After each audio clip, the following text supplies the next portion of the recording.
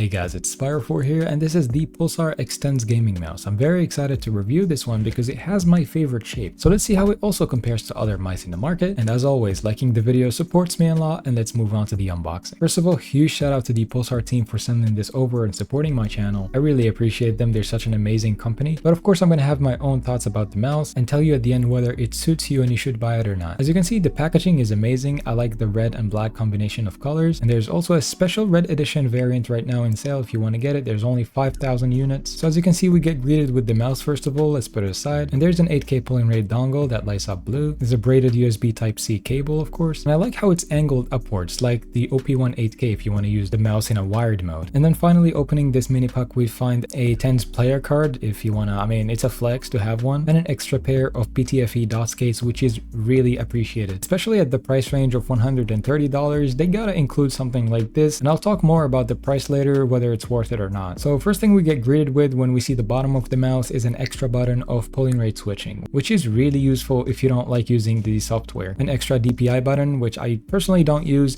and then an off and on button, which has a really nice mechanism, unlike Viper V3 Pro that requires you to hold it for 3 seconds, which is annoying. So the first time I held the mouse outside of the box, it is more catered towards claw with the back hump, filling the back of my palm, forcing me to use claw. I've been using the mouse for 3 days now, and it is possible to palm grip the mouse. It's probably the only back humped mouse that I could actually palm grip this time because it has a higher front. It's not like the XM2 and it's not like the Skyrox V8. And the Tenz mouse stays in between high and low in the front side of the clicks, which is my favorite sweet spot actually. For fingertip users though, I suggest you to just watch the video and enjoy the review. This mouse is not for fingertip unless you have giant hands. My hand size is 18.5 centimeters long, and by gripping the mouse this way, I understand the philosophy behind Tenz thoughts about these shapes. So one huge con I realized by my first impression of the mouse is the side buttons positioning. This one actually threw me off. It's pushed towards the front, and I don't know why exactly it's pushed too much towards the front, and it's a little bit higher than where it usually should be. Some people may not notice this, but I'm very picky about my side buttons positioning. So if you claw grip the mouse and you have smaller hands than 18.5 centimeters, you might find an issue. If you have 20 centimeters hand size, this is going to be less of an issue to you. The build quality of this mouse, however, is very solid. Coming at 48 grams, there is no creaking or any weird sounds whatsoever, even if I squeeze hard on the mouse. And I'm pretty sure Pulsar could have done a better job lowering it all the way to like 39 or like 42 or something if they wanted to. Don't forget that this is a signature edition mouse, and me personally, I find this weight perfect for me as well. I have the Skyrox V8 sitting at 39 grams, and sometimes I don't feel like it's controlled enough for FPS games. Of course, depending on your playstyle, your sensitivity, I personally find a heavy weight is 65 grams plus, and anything below 42, 43 grams is too light for me. And one more thing before we move on to the clicks testing, the coating on this mouse is top tier. This mouse sticks on my hand with no issues. It's not as good as the Viper V3 Pro's coating, but it's not really bad either. It's not like the super light or anything. But one side note, it's also a con here. This coating is a fingerprint magnet. It leaves a lot of marks on the mouse, and that's why you should get the red limited edition as long as it's in stock right now. Moving on to the main clicks now, it's using the FE Pulsar optical switches. They're not as pingy and satisfying in terms of sound, like they're not very loud, but the click feeling is actually premium. I love how they click, and the actuation force is not heavy and it's not loose at the same time.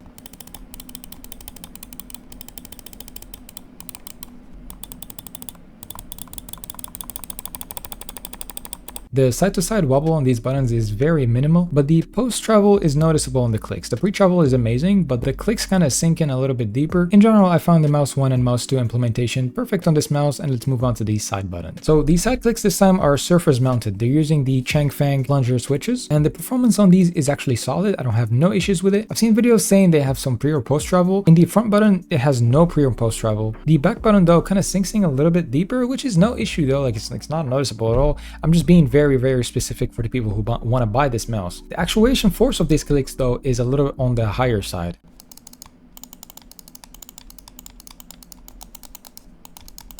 And lastly, the scroll wheel. The encoder on these is the TTC yellow core, and it's 12mm. The steps are very defined on these, and I like the rubbery material on top of the scroll wheel. The pressing click of the scroll wheel, however, takes a little bit of force. It is not the lightest to click, but it's also not the heaviest. But overall, no downsides about the side click and overall encoder, and here's a sound test again.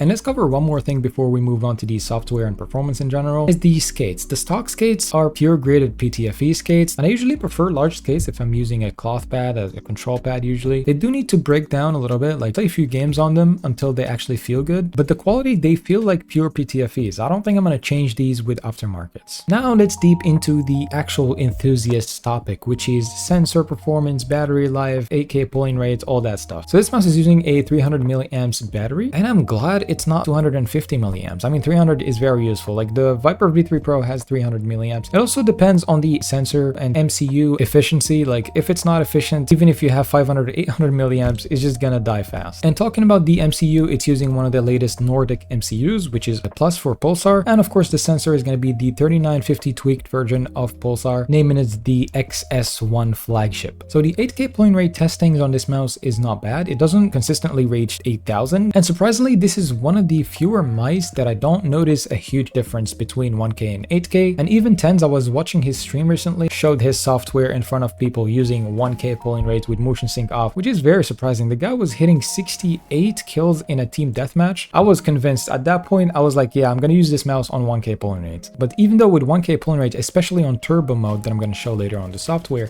I lost 30% of the battery life in just one day on 1K polling rates. So as you can see here in the software, I have turbo mode turned off. Motion sync is personal preference, but I usually just turn it off. It makes my sensor feel weird, to be honest, especially on this mouse. Debounce time, just to be safe, put it on 1. And then moving on to performance, what I love about this mouse is that you can just switch polling rates with a flick of a button, of course, and the LED at the side of the mouse is going to show you what color of each polling rate. For the LOD, I use 1mm. I find it the sweet spot. 2mm is kind of jaggedy. 0.7 doesn't register sometimes, so 1mm is the perfect LOD on the mouse, especially with these skates. I find it just in a sweet spot. I would never change that. But one more thing though, you have to update the firmware before using the mouse. So it took me some time to get used to the sensor. Not gonna lie, it's my first time using a tweaked version of the Pulsar's 3950s. I'm more used to the Hero sensor and the Razer implementation.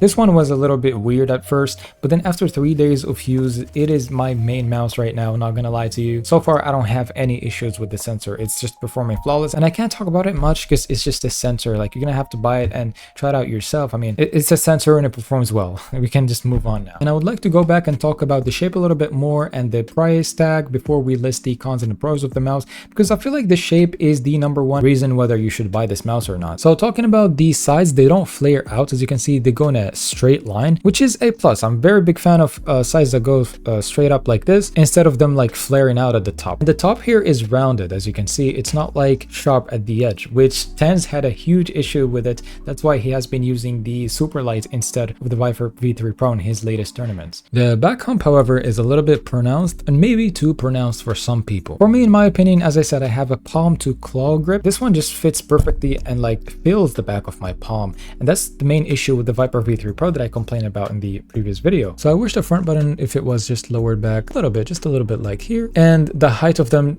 like in general, just to be lower than this, especially the back button is like too high. The second con is the coating. It leaves a lot of marks. Not a big deal for me, but I'm still gonna list it as a con for the people who want to buy this mouse, unless you want to buy the special red edition. And this is it for the cons. Imagine this mouse has only 2 cons. Some people may say $130 is too much. I don't know much about how this business works, but let's assume that Tenz gets $30 cut out of the mouse price. Pulsar producing this mouse for $100 out of their cost is actually top tier, very worth it. I mean, excluding the Tenz cut, this is a very high premium quality product, and I think if you like this shape, this is the #1 mouse you should get. And if you're still watching until this part of the video and you learned something, you may as well just support me with a like. There's an affiliate link at the description below if you want to get this mouse. It supports me with like a smaller cut. And again, huge shout out to Pulsar for supporting my channel and sending me this over for review. Thank you so much for watching. I'll catch you guys in the next one.